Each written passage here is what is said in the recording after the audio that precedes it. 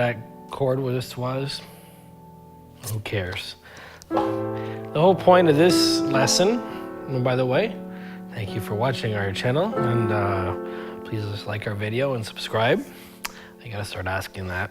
The whole point of this lesson and this video is to really simplify some things. Theory is there just to describe and name what you play. It isn't to tell you what to play or dictate what to play. You know, and it's great to learn it. It's great to know more about it. But sometimes you just want to play and you don't want to think about it and you don't want to worry about it. And you still want to play and you still want to play some good stuff. And this video assumes you know a bit. You know, if you don't know an A minor chord, you really got to go and watch our videos about A minor chords and various chords.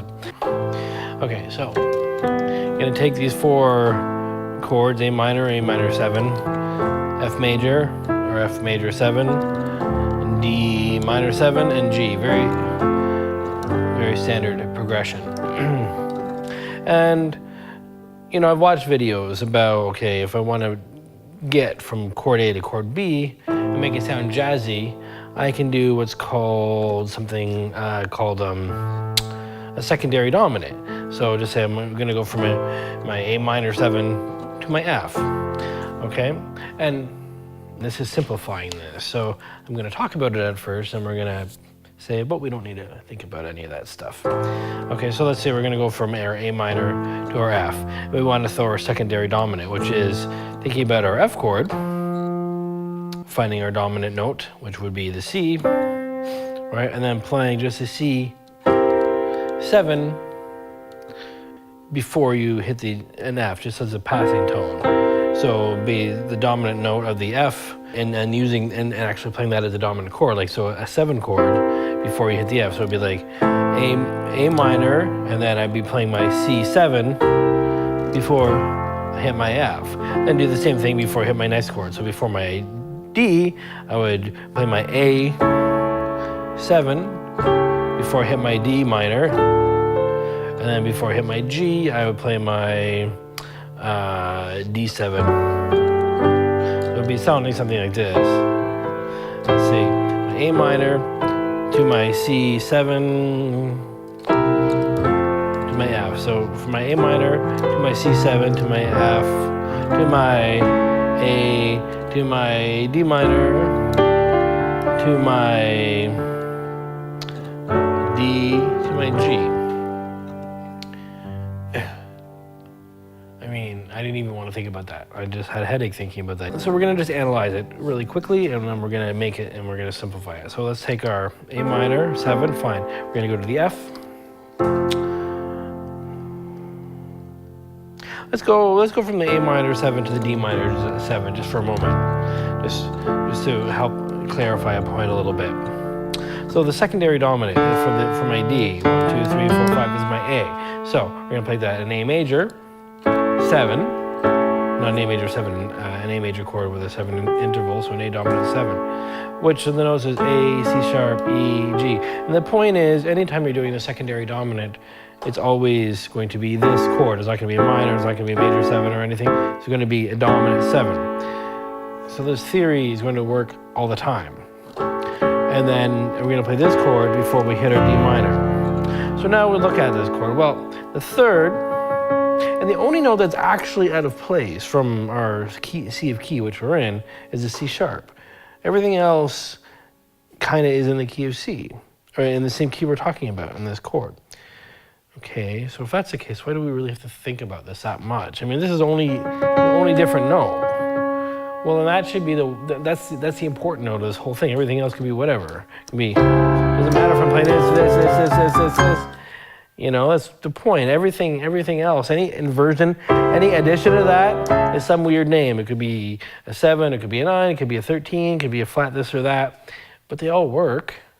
The only note that's different is this one, the C sharp, and that just happens to exist one semitone below the D, which is the note we're going to, and that's always the case. So if we went from our A minor to our D, the only note in this dominant and the secondary dominant that's out of place is the semitone below the note we're approaching. And the rest of the notes are all belong to the key. So technically, you could do whatever you want with the right hand and not care about what it's called. Somebody can listen to your awesome music later and name it, and they can theoreticize it, and you can say, I don't care.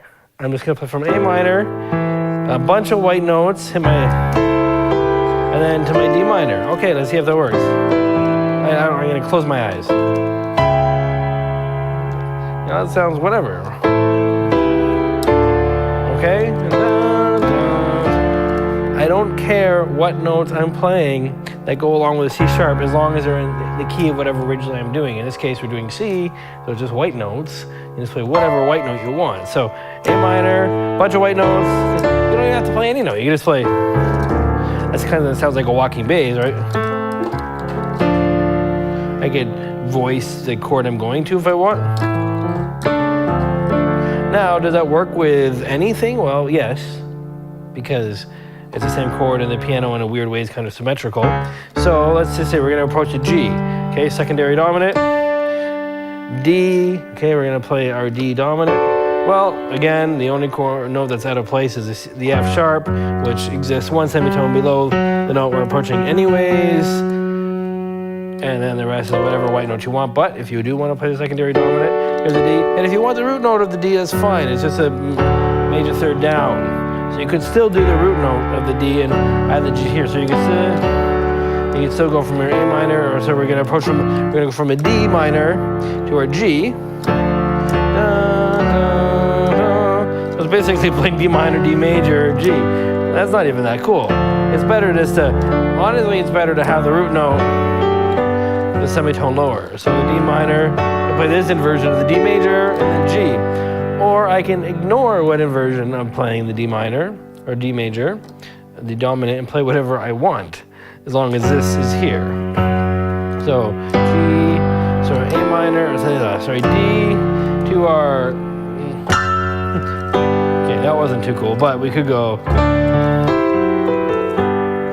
and who cares what it is? Let somebody else name it.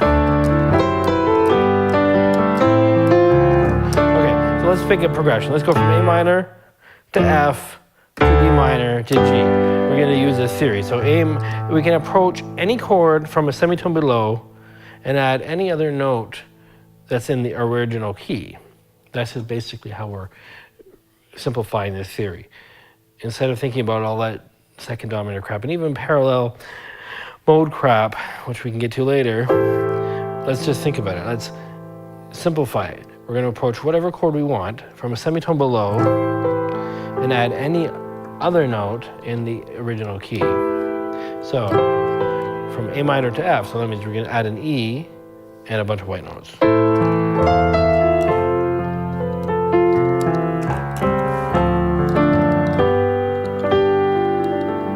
Again, so from our A minor to our F, so again, we're approaching it from the E. Just adding a bunch of white notes. Now we're going to get to the D. We're going to approach it from our C sharp. We're going to end up on the G, approaching it from our F sharp to our G. Okay, let's try it again.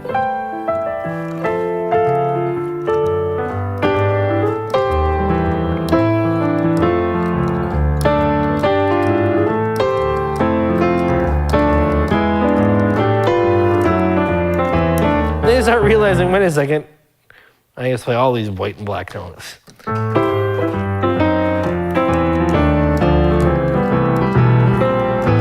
they all work. It doesn't matter which one you play. Every single black note works as an approaching chord, as long as you're playing whatever the right hand is within the existing key. Watch.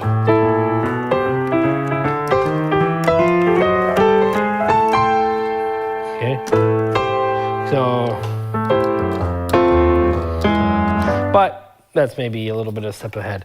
Let's just simplify that to approach from either a semitone above or a semitone below. And we'll say, okay, I kind of found going to this F was annoying, approaching it from the E. Instead of approaching the F from the semitone below, let's approach it from the semitone above. Okay? let's add a chord to this. Okay, let's add a different chord. Oh, I added an E flat. Why did I do that? I don't know, because it's part of the blues scale. And then just my fingers wanted to go there. And there's a name to this. Who cares?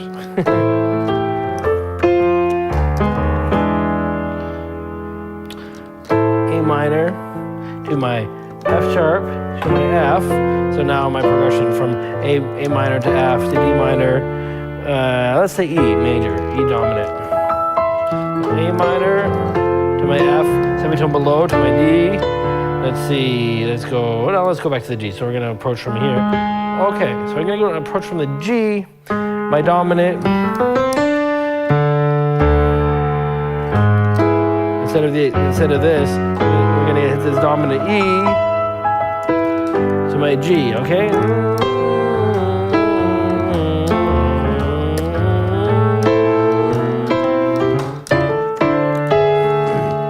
Sorry, it's late.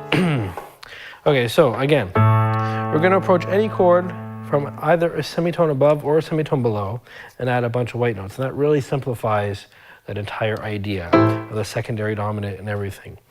Now, again, this is for you're making a progression, you want it to sound jazzy. There's usefulness for theory, and obviously, and that's